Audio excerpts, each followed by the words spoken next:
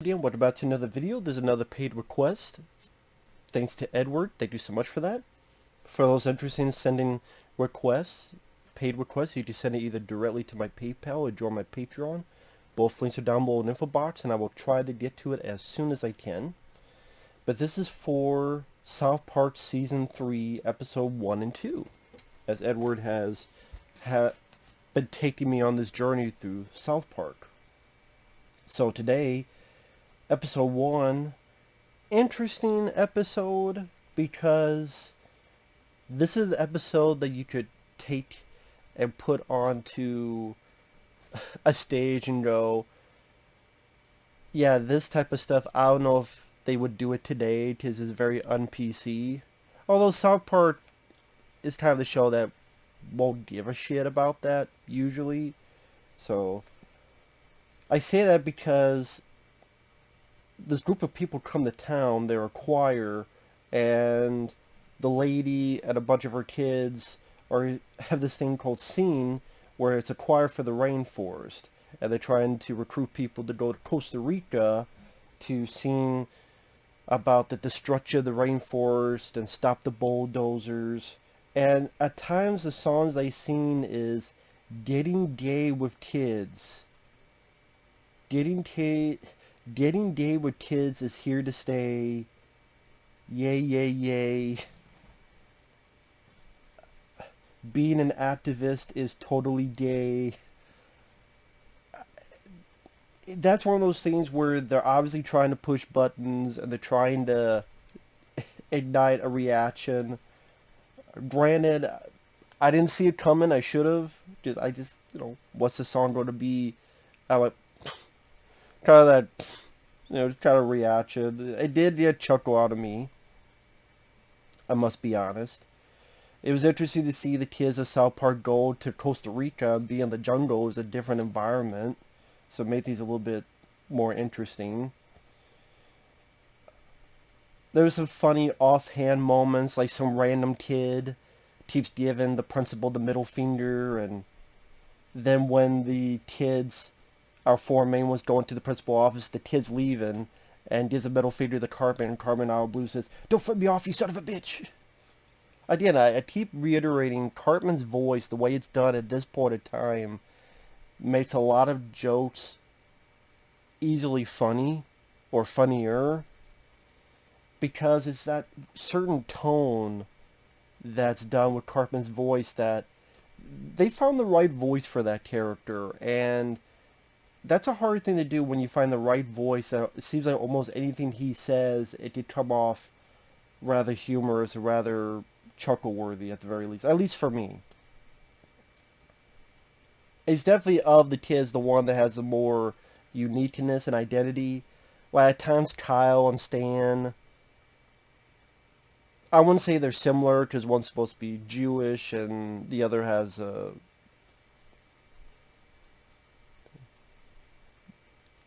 puking when he sees his cute girl he likes. Which I don't know if they stopped that running joke, like in South Park nowadays. Kenny, pretty much, you can't hear him and he gets killed.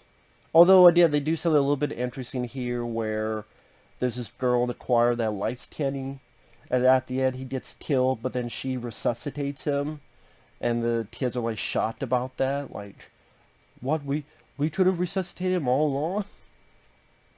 So it's nice that they're playing off that running joke and trying to be a bit clever on it's not happening because of this, or this is what happens. So I do like that. I think eventually they do stop the running joke. I don't know when. The killing off Kenny.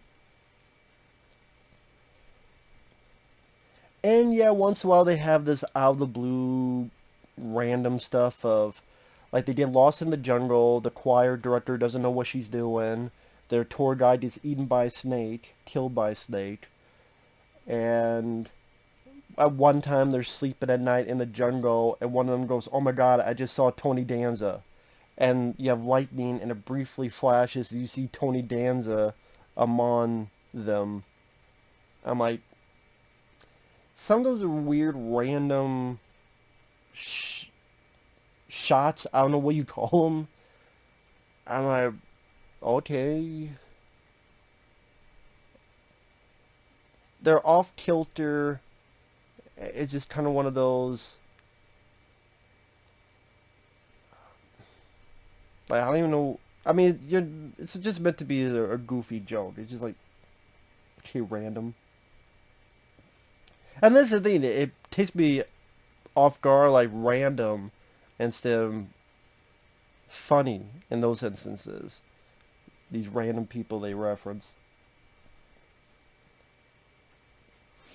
Carmen's pissed off. He says, "Fuck, I'm gonna leave." He finds the bulldozers. And again, kind of like an episode before where they're highlighting that the big corporations are not the bad guys, and sometimes the smaller independent companies they're more treacherous than the big companies. Here, the bulldozers are the good guys, and fuck the rainforest. And even the choir director, she's like changes her tune, and then they start singing the song about fuck the rainforest. They don't say that, but oh, the rainforest is sucks, and we need to destroy the rainforest. So it takes it, puts on his head like a lot of the ideas of South Park. Another on PCs, they have the tribe. Well, I don't know if it's on PC. I mean, they find a native tribe and they have really big lips. And I'm sure there are people that would look into that a lot deeper than it's just a goofy visual gag. But yeah, they finally are saved by the bulldozer guys, construction guys. They get to, I mean, again, like this paper is used from trees and other stuff's used from trees, so, but doesn't mean the whole rainforest has to be destroyed. So it's just like, yeah, it's meant to be again a goofy cartoon that you're not supposed to take seriously. And like I said, the plot was interesting. The change of location was, like I said, a nice change of pace. The girl liking Kenny, but then saying no, we can't be together. Then yes and no, and the way Kenny gets pissed, and the way they have him get pissed, where he can't say the words, but like, what the fuck is this girl's problem? Yes, no, no, yes, yes, no. Can't make up a fucking mind. I thought that was kind of humorous. And then the songs, pretty out of the blue. Being an activist is totally gay. Getting gay with kids is here. Although, when you say it out loud, that could be very creepy as well. But they didn't go in that direction. Thankfully, it's not like a pedal's wet dream. So, it's more... That's for me, like, I wonder if you do this episode today. I just see a lot of people look at stuff that either is not there or take it much more out of context or being very adamant on the Venom attacks on whatever themes or thoughts that they would appropriate to Trey Parker or Matt Stone. I know I'm getting a bit too in-depth on an episode like this. Oh, one joke I didn't mind was when they're on the bus and someone is like, take a picture, it'll last longer. So Carmen, as a wise ass, puts a fake camera, goes click, just to piss the guy off. That got another chuckle out of me. So overall, it was, like I said, didn't mind the episode. I like the change of venue. Kept their good pace, made me interested to see what would happen next. Overall, didn't mind it. Episode 2, I would say I liked less. I mean, there's, the kids, they hear something, they take it the wrong way, they don't realize what they're saying. So, like, one of the kids, they heard their parents talking, and, of course, the dad can't get an erection, and the mom's mad about that, and the kid, I believe it's Kyle, he doesn't quite understand it, so he's like, I just need to get an erection to give to my mom. but he thinks it's like a physical thing that you have to give someone. So when he's saying out loud, people are like, what the fuck's he talking about? That's a running gag. And then there's two stories. It's Kenny dies at the beginning of the episode, so that's the difference they do here. And people are dying from spontaneous combustion. And so they, for some reason, get to Stan's dad to find out what's going on, how it's happening. Meanwhile, the kids are wondering how to deal with this erection they need to give, and they mistook it for the resurrection, because I guess they heard only part of the sentence. Oh, that must be it. So they learn about Jesus, the Bible. They put Eric Cartman on a cross, and they leave him there to die. Okay, when you die, they'll get the resurrection, and I'll give it to my mom, and my mom and dad will be happy. That's the part of the episode that I kind of was having chuckles over. Is Cartman, from time to time, Cartman's on the cross, and he's being pissed at people. You get me down on here. You're not dead yet. And he's cussing them out. And there are these nice wide shots where Cartman's this big on the cross. You just hear him in the distance saying certain things. That, I thought, was the funnier bit of it. I kind of wish more of the episode was about that and less of the main story. Because that was the stuff that, was giving me the chuckles. Fine, you can be Jesus, you tubby crybaby. The way they're doing a play before that, and they're acting stilted. Oh, I've gone from weak to super weak. And they're trying to explain it in the way kids maybe are trying to explain the Bible. And I said they leave them there, and Cartman keeps cussing at them.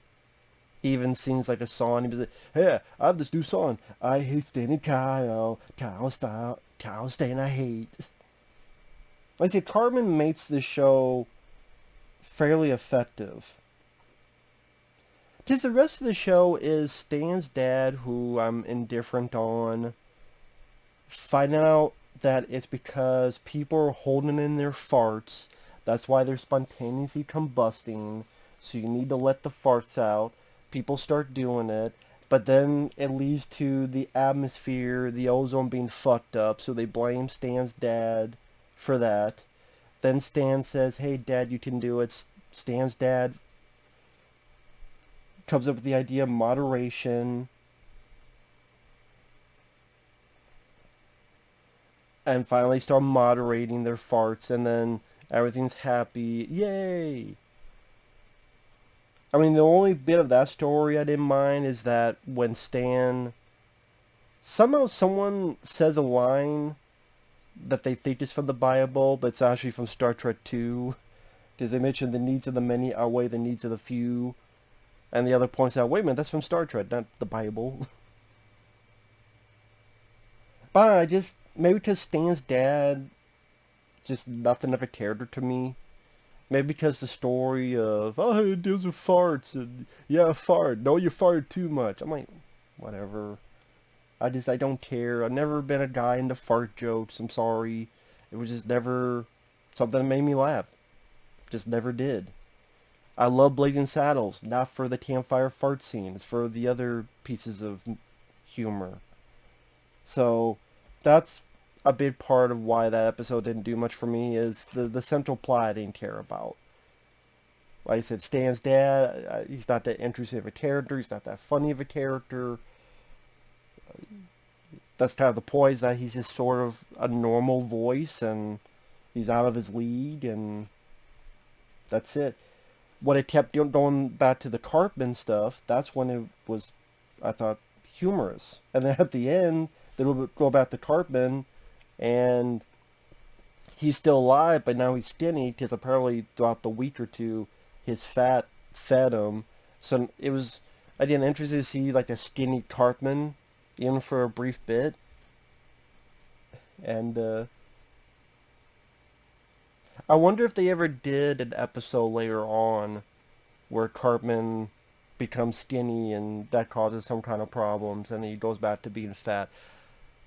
If anyone who's a hardcore South Park fan, you let me know. Have they ever done that episode? If not, then I just gave them a free idea. Because I think that'd be interesting. Like, what if Cartman's like, I'm tired of people calling me fat. He's now, quote, normal, skinny, whatever. But then, with the way South Park sometimes twists and turns certain things. Like, I mean, just the first episode of the season 3, it's okay to, in fact, cut down the rainforest. Maybe, yeah, it's okay, yeah, be fat. Like, I mean, and if they haven't done the episode, I'm actually rather surprised. But, yeah. In episode 2, I like the Cartman stuff. The spontaneous combustion, farting thing. Oh, yeah, there's this one joke about Whoopi Goldberg, and it's something about Stan's dad's getting a Nobel Peace Prize, and there's nominations, and Whoopi Goldberg's presenting, and the joke is she just keeps saying, I hate Republicans. I hate Republicans. I hate Republicans. I mean, that may be true, but I don't know, I'm like, okay. I get your joke is that she only says about hating Republicans.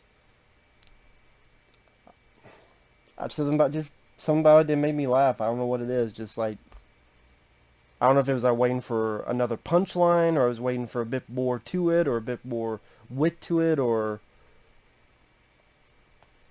I don't know. Just whatever.